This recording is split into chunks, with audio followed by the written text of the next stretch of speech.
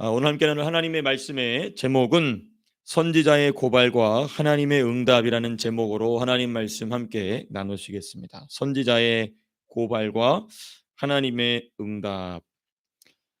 이 하박국서는 하박국 선지자는 우리가 잘 아시다시피 여러분 잘 아시다시피 유다 남유다 지역에서 활동하던 이 하박국 선지자의 이 예언서입니다. 그래서 우리가 남유다의 멸망에 관련하여서 또 바벨론의 침공에 관련한 침공을 그 역사적 배경으로 하고 있는 말씀입니다.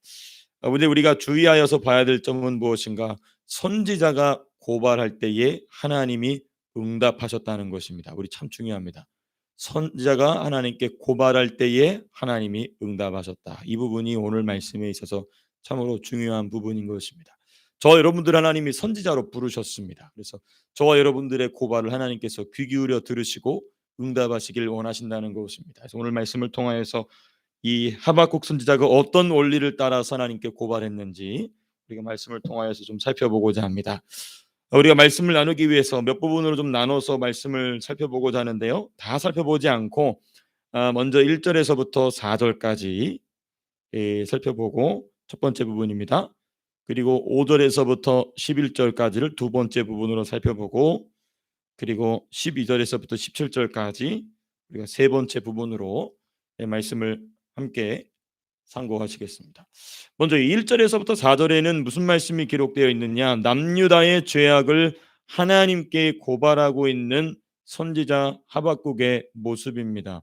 여기 뭐 남유다라는 말이 나오지 않는데 어떻게 그걸 아느냐? 이제 그거는 맥락 전체를 보면은 이제 우리가 이거는 남유다에 대한 고발이구나라는 것을 우리가 이제 후반 쪽 뒷부분을 보시게 되면 이건 남유다에 대한 고발이었구나라는 것을 우리가 살펴보게 됩니다. 우리가 선지자의 여러 사명 중에 하나는 무엇인가 하면은 하나님의 백성의 죄를 책망하여 회개하도록 하는 것입니다. 선지자의 아주 중요한 역할이죠.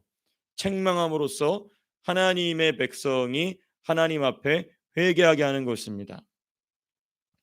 근데 만일 그 책망을 받고도 회개하지 않을 때에는 그 다음이 참 중요합니다. 하나님의 심판을 요청한다는 것입니다. 근데 이게 선지자들마다 각자 그 하나님이 주신 사명이 다르기 때문에 예레미야 선지자 같은 경우는 그 끝까지 함께 울어주고 같이 그 고난의 현장으로 들어가죠. 근데 이제 하박국 선지자 같은 경우는 하나님 주신 이 특별한 사명이 뭐였는가? 회개하도록 책망한 뒤에 책망을 받아들이지 아니하니까 이 하박국으로 하여금 하나님이 이스라엘 특별히 남유다를 뭐하게 하시냐면 하나님 앞에 고발하게 하십니다. 예.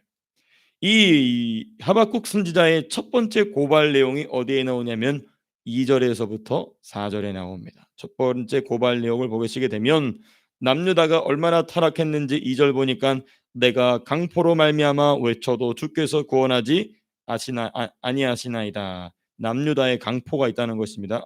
포악하다는 것이죠. 3절 보시면 또 어찌하여 내게 남유다의 죄악을 보게 하시며 또 남유다의 패역을 눈으로 보게 하시나이까. 겁탈과 강포가 내 앞에 있고 변론과 분쟁이 일어났나이다. 그러므로 그 결과가 무엇인가 4절에 잘 나와 있습니다. 이러므로 율법이 해이하고 정의가 전혀 시행되지 못한다. 이게 지금 하박국 선지자의 남유다에 대한 첫 번째 고발 내용입니다. 이러한 여러 가지 죄악으로 말미암아 핵심적으로 무엇이 해이해졌느냐? 하나님의 율법이 해이해졌습니다. 하나님의 율법을 대하는 태도가 하나님 이스라엘 백성들의 태도, 남유다의 태도가 해이해졌습니다. 하나님의 율법을 가볍게 여기고 있습니다. 하나님의 율법을 가볍게 여김으로 율법이 바르게 세워지지 않고 율법이 바르게 세워지지 않으니 뭐가 실행이 안 됩니까? 정의가 실행되지 않는 것입니다. 여기서 말하는 정의는 세상이 말하는 정의가 아닙니다. 세상에서 말하는 정의는 거짓 정의입니다. 여기 성경이 말하는 정의는 오직 하나님의 공의입니다. 공의. 하나님의 공의가 나타나지 않게 됐다는 거예요. 율법이 세워지지 않을까? 율법을 세움으로써 하나님의 공의가 세워져야 되는데 하나님의 공의가 세워지지 않고 있다는 것입니다. 무엇 때문에? 율법이 해이해졌기 때문에. 우리가 이제 로마서를 깊이 있게 묵상하고 있기 때문에 이 율법이 바르게 세워지지 않음으로써 정의가 공의가 실행되지 않는다는 것은 무슨 의미냐? 성부의 법의 부재라는 것입니다. 성부의 법의 부재. 우리 로마서 말씀 함께 나눴죠. 이 성부의 법의 부재, 공의의 법의 부재로 말미암는 무질서입니다. 성부의 법이 역사하지 않으니, 성부의 법이 세워지지 않으니 거긴 누구의 법이 있을 수 없습니까? 성자의 법이 일하지 않습니다. 용서의 법이요 은혜의 법이요 새롭게 하시는 법이 일하지 않아요. 새롭게 일하시는 법이 일하지 않으니 우리로 하여금 새 힘을 주시는 성령의 이 법도 일하지 않습니다. 오직 누구의 법만 일합니까? 마귀의 법, 사망의 법, 사탄의 법만이, 정죄의 법만이 역사한다는 것이죠. 그러므로 무질서한 상태가 됩니다. 하나님이 허락하신 질서가 완전히 사라져 버리게 되는 무질서 상태로 들어간다는 것입니다. 참 이런 점에서 제가 참고로 우리가 수요일 날에도 제가 잠깐 말씀드렸지만은 우리 호주 총리를 위해서 좀 우리가 기도를 해야 될 것 같습니다. 지금 이 정치적 공격이 굉장히 심해지고 있어요. 근데 끝까지 지키고 있는 법이 뭐냐면 이 종교적 침해, 종교적 자유를 침해하는 것을 막는 법안이 지금 상정이 돼서 아주 치열한 싸움을 하고 싸우고 있는데, 심지어 이 코올리션 이 보수당 쪽, 이 자유당 쪽 이 연합이 깨질 수도 있다라는 뭐 이런 이 기사도 나오는 거 보게 되니까 이 치열한 싸움이 일어나고 있는 것입니다. 마귀가 발악을 하고 있는 것이죠. 하나님의 성부의 법을 세우는 것은 이마만큼 큰 영적인 싸움을 불러일으킨다는 것입니다. 호주라는 국가도 그렇고 한 교회도 그렇고 한 개인의 내면도 그렇고 그 내면에 영적인 질서가 없으면 하는 말이나 생각이 항상 무질서합니다. 그런데 나의 말이 항상 질서가 있고 나의 생각이 질서가 있게 되려면 무엇이 세워져야 되느냐? 율법이, 하나님의 성부의 법이 바르게 세워져야 된다는 것이죠. 이것을 누가 놓치고 있냐면 남유다가 놓치고 있다는 것입니다.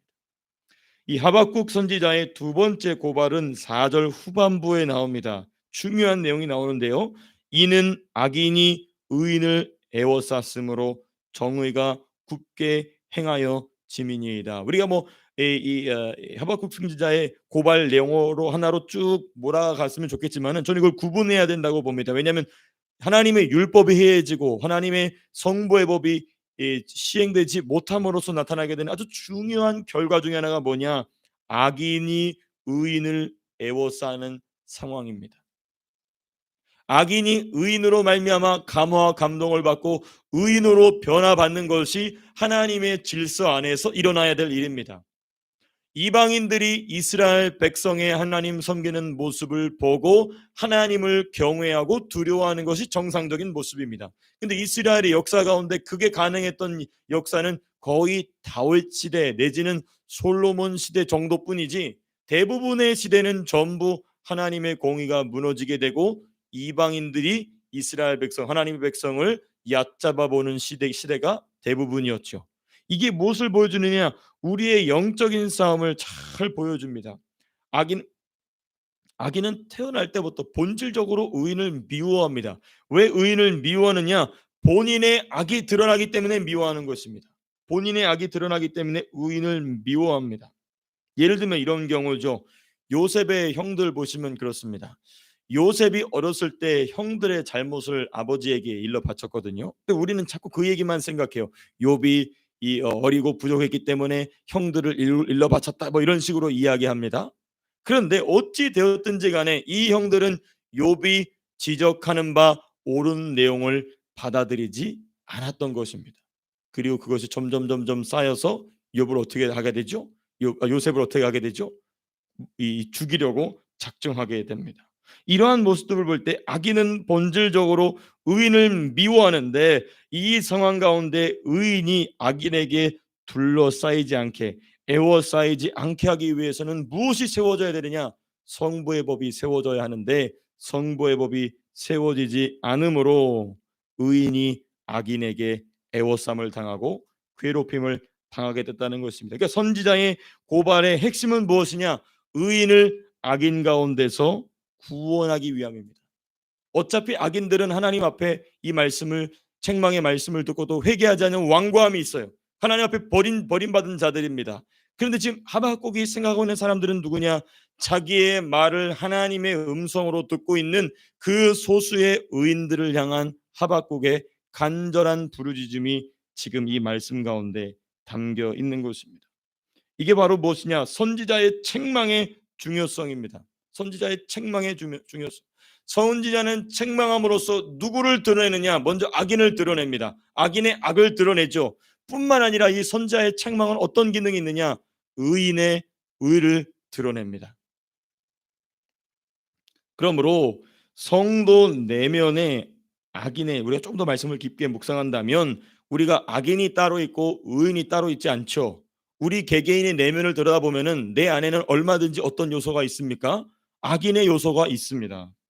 성도 내면의 악인의 요소는 하나님께 고발하여 멸함을 받게 해야 됩니다. 그러므로 저와 여러분들은 스스로가 스스로를 향하여 무엇이 되어야 되느냐? 선지자가 되어야 되는 것입니다. 내가 나를 향하여 책망하는 것이죠. 내가 나를 향하여 책망하여 악인의 요소는 멸함을 받게 하고 의인의 요소는 강하게 되고 그리고 확장되게 하기 위하여서 이 책망이 중요한 것입니다. 그래서 성령 하나님의 3대 책망이 있지 않습니까? 죄에 대하여, 의에 대하여, 세상에 대하여 하나님이 성령께서 책망하시라 했을 때 그 책망을 받아들이느냐 받아들이지 않느냐, 이게 이제 중요한 이 분기점이 된다는 것입니다. 그럼으로써 우리가 하나님 말씀으로 책망을 받는 것은 내 안에 악인의 요소를 죽이고 내 안에 의인의 요소, 예수 그리스도로 말미암아 살아난 내 거듭난 영으로 말미암아 빚어지는 내 의인의 요소는 점점 자라나게 되고 강하게 되는 것입니다. 무엇을 통하여? 성령이 말씀을 통하여 주시는 책망을 통하여 그와 같이 변화받게 된다는 것입니다. 자, 오늘 본문의 두 번째 부분 좀 살펴보시겠습니다. 우리 5절에서부터 11절까지인데요. 5절에서부터 11절에는 선지자의 고발을 받고 응답하시는 하나님의 말씀이 기록되어 있습니다. 하박국 선지자가 이와 같이 남유다의 죄악을 고발하자마자 하나님께서는 무엇을 일으키시는가? 6절 보시면 이런 표현이 있습니다. 6절, 우리 한번 6절 같이 한번 읽어보시겠습니다. 시작. 보라, 내가 사납고 성급한 백성 곧 땅이 넓은 곳으로 다니며 자기의 소유가 아닌 거처들을 점령하는 갈대아 사람들을 일으켰나니. 갈대아 사람들을 일으키신다. 이 갈대아 사람들은 어떤 사람들의 별명이냐면 바벨론 사람들의 별명입니다. 바벨론 제국을 일으킨 이 갈대아 지역 사람들을 우리가 하나님께 이 성경을 보게 되면 갈대아 사람들이다라고 되어 있어요. 이 갈대아 사람들의 등장, 이 바벨론의 등장은요 아주 중요한 의미를 갖습니다. 먼저 이 하박국서나 이 열왕기하 마지막 또는 역대하 맨 마지막 역사에 있어서 중요한 부분 어떤 의미를 차지하고 있느냐? 먼저 하나님의 심판에 의하여 하나님의 백성의 나라가 완전히 지상에서 사라지게 됐다는 것입니다. 하나님께 선택을 받게 된 하나님의 선민의 민족이 완전히 사라지게 됐다는 것이죠. 이 바벨론 제국의 등장으로서. 근데 더 중요한 게 무엇인가? 우리가 다니엘서를 묵상해 보게 되면은 다니엘서를 기준으로 보게 되면 종말을 향한 하나님의 역사 경영의 분기점이 됩니다. 아주 중요합니다. 하나님께서 이 바벨론 제국 이전에도 이미 태초 전부터 하나님께서는 역사를 경영해 오셨죠.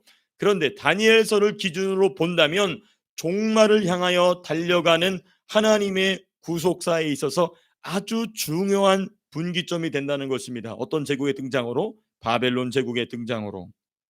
왜냐하면 느부갓네살 왕의 꿈을 보게 되면 그 꿈의 그 금신상의 가장 첫 번째는 어느 나라를 예표하는 것이냐면 바벨론을 예표하는 것이죠.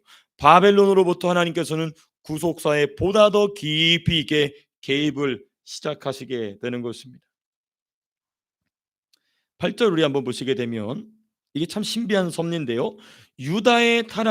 남유다의 타락을 하나님의 구속사의 완성을 위한 분기점으로 삼으신 신비한 섭리를 우리는 거기서 보게 됩니다. 이게 하나님의 신비한 섭리죠.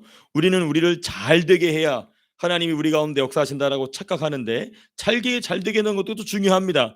그런데 오늘 역사를 보게 되면 이 하박국서의 배경 역사를 보게 되면 하나님이 자기 백성을 멸망시킴으로써 자기 백성을 구원하시려는 구속사의 분기점을 세우신다는 것입니다.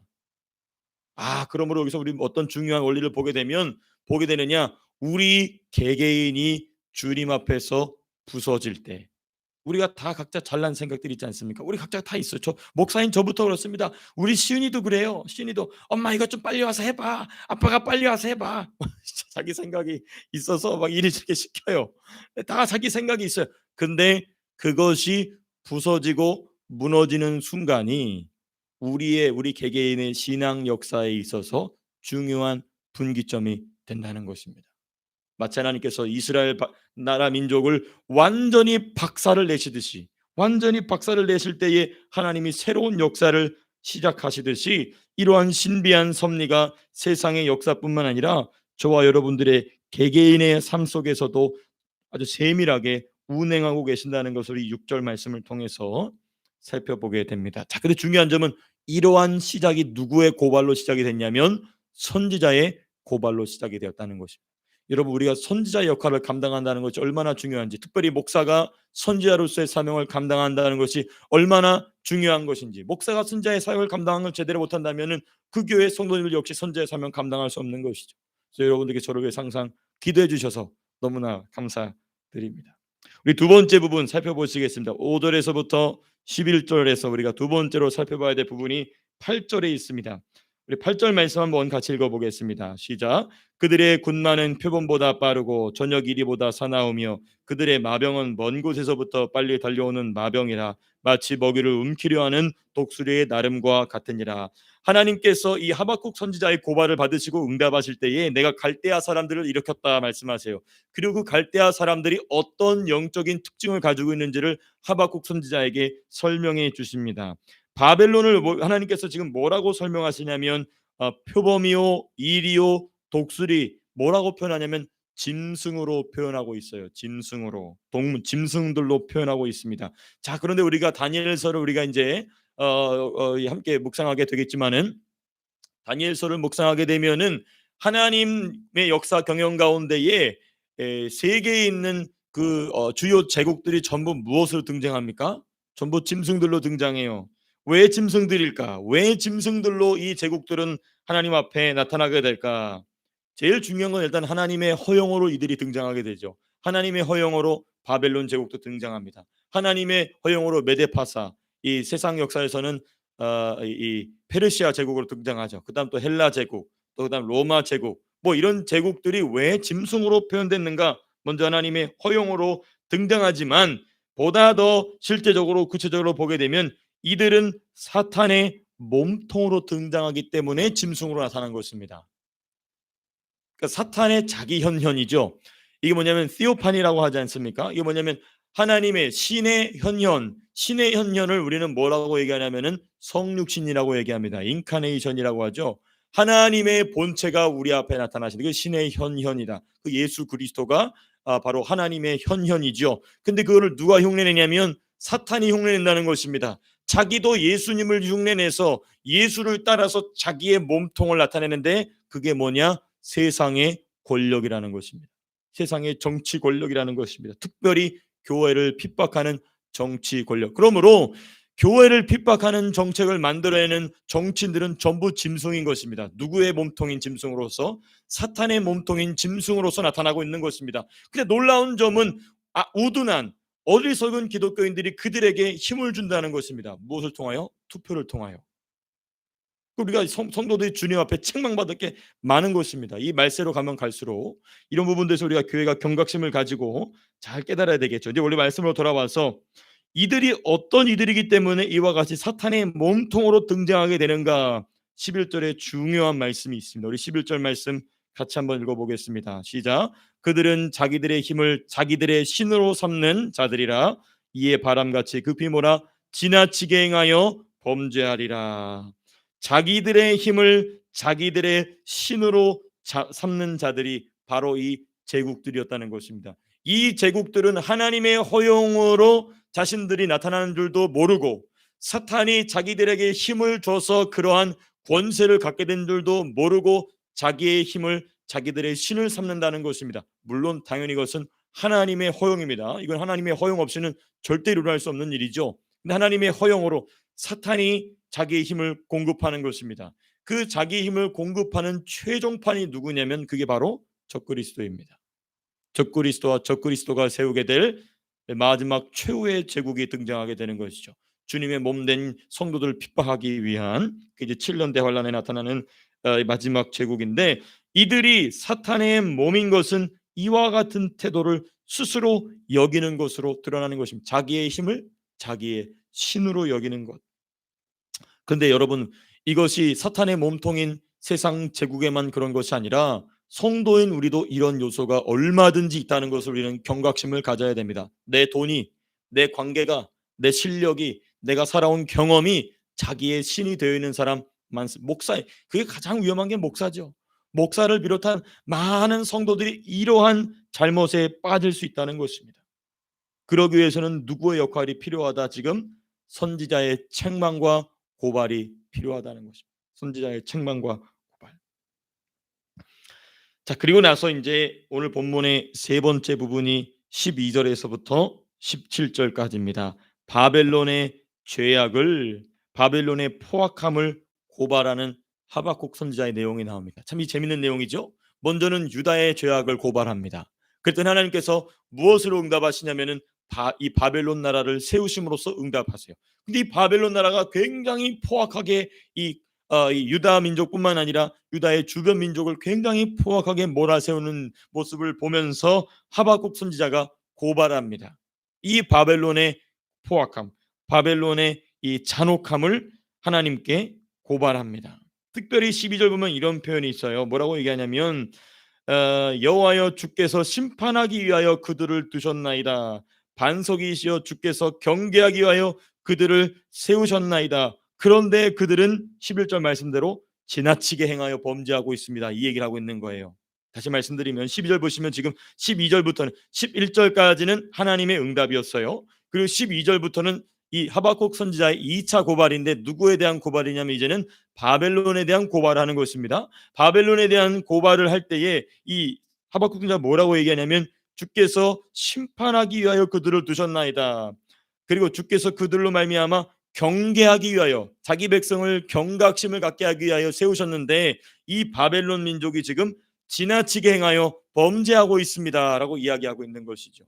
제가 우리 교회에서는 한번 설교했던 건 아닌 것 같습니다. 전에 사역하던 교회에서 얘기했던 것 같은데, 하나님께서 바벨론을 사용하신 이유는 뭐냐? 유다로 하여금 징계를 받게 하기 위함이지 잔혹하게 몰아세워서 유다 민족을 멸절시키는 게 목적이 아니었습니다. 그런데 지금 이 하박국 선지자는 뭐라고 고발한 이유가 뭐냐면 이들이 오버하고 있습니다 라고 지금 고발하고 있는 것입니다.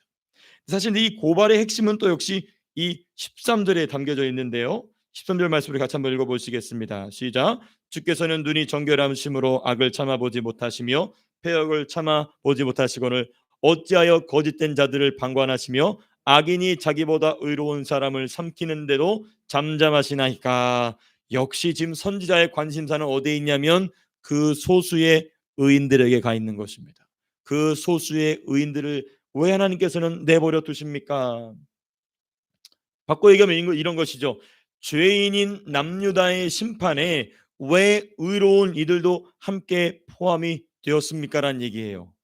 바벨론이 이 지나치게 행하여 범죄한다, 지나치게 지금 유다 민족을 몰아세우고 있다 라는 이 고발에 원래부터 범죄한 유다 민족은 그 하나님의 징계를 받아도 싸다. 근데 지금 이 하박국 선지자가 주목하고 있는 건 누구냐면 그 소수지만 그 하나님을 향하여 경외함을 가지고 있는 이 의인들도 역시 왜 이러한 하나님의 심판에 포함되었습니까? 라는 지금 질문을 13절 후반부에 하고 있습니다. 그런 소수의 사람들이 누구냐? 바로 눈물의 선지자 예레미야의 제자들 중에 일부였던 다니엘과 사드락과 메삭과 아벳느고와 같은 이런 아주 극소수의, 그 에스라가 등장하게 하는 그 아주 극소수의 제사장 계열들 중에 아주 소수의 하나님을 경외하는 이들마저도 왜 이러한 극심한 징계 가운데 포함이 되어야 합니까? 라고 지금 호소하고 있는 것입니다. 자, 그럼 우리는 욥기에서 나눈 내용이 지금 연장선입니다. 지금 이 고난에 대한 내용이 나오고 있는데 욥기에서 나눈 내용이 지금 연장선에 있습니다. 악인은요 그 죄로 징계의 고난, 심판의 고난을 받습니다. 그건 당연한 거예요. 그건 마땅히 받아요. 그건 취소되지 않습니다. 근데 의인이 받는 고난은 무엇인가? 이건 뭐냐면 메시아와 장차 오실 메시아와 장차 메시아께서 세우실 이 메시아의 몸을 위한 고난을 지금 받는 것이 곧 성장과 축복을 위한 고난을 받는 것이죠. 그걸 깊이 깨달았던 사람이 누구라고 우리가 욥기 말씀을 나누어서 봤냐면 바로 사도 바울이었습니다. 사도 바울이 뭐라고 하냐면 내가 그리스도의 남은 고난을 내 몸에 채운다. 누굴 위하여? 너희를 위하여. 예수님의 몸된 교회를 위하여 내가 그리스도의 고난을 내가 기꺼이 받는다고 얘기하죠. 이 두 차이점이 있는 겁니다. 그러니까 남유다 중에 죄인들은 그 죄값으로 고난을 받는 것이고 남유다의 의인들이 고난을 받는 건 무엇 때문에 고난을 받느냐? 주께서 장차 세우실 새로운 영적인 유다 왕국, 곧 주님의 몸된 교회죠. 그 몸된 교회를 세우시기 위하여서 이 의로운 자들이 고난을 받는 것입니다. 포로 생활 이후에 세워질 유다 왕국을 위하여. 그리고 그 유다 왕국이 또 타락하게 되지만은 그 타락의 시점에 등장할 누구의 등장을 위하여? 이제는 그토록 예언되고 약속되었던 메시아의 등장을 위한 고난이었던 것입니다. 누구의 고난이? 이 의인들의 고난이. 다니엘이 받았던 그 고난이 무엇을 쓰게 합니까? 다니엘서를 쓰게 하죠. 예레미야가 받았던 그 고난이 무엇을 쓰게 합니까? 예레미야서를 쓰게 하고 너희가 70년 만에 돌아오리라는 아주 중요한 예언을 남기게 됩니다.